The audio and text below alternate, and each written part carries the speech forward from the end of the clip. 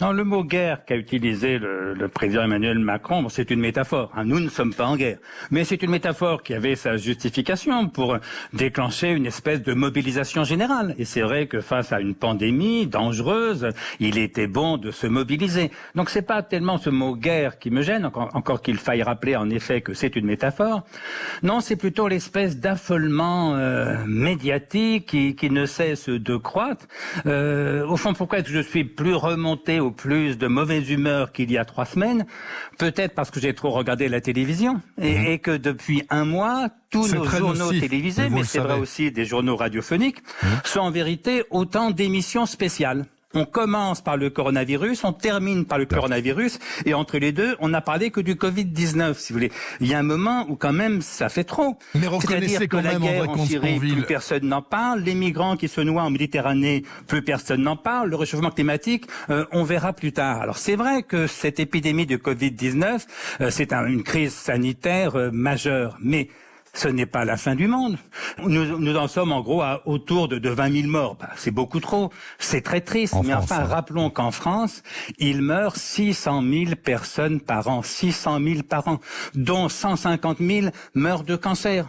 Et parmi ceux qui meurent de cancer, il y a des milliers d'enfants, d'adolescents, de jeunes adultes. Alors que la moyenne d'âge des décès du coronavirus, comme vous le savez, des gens qui meurent du Covid-19, elle est de 81 ans. Ouais. Alors comprenez-moi bien, tous les êtres humains sont égaux en droit et en dignité, c'est évident. Mais toutes les morts ne se valent pas. Il est quand même plus triste de mourir à 20 ou 30 ans que de mourir à 80 ou 90 ans, si vous voulez. Et donc je commence à être un petit peu excédé, en effet, par ce climat dépressif, pleurard, géniard, où on nous appelle à porter le deuil des 14 000 morts du Covid-19, en oubliant les 600 000 autres.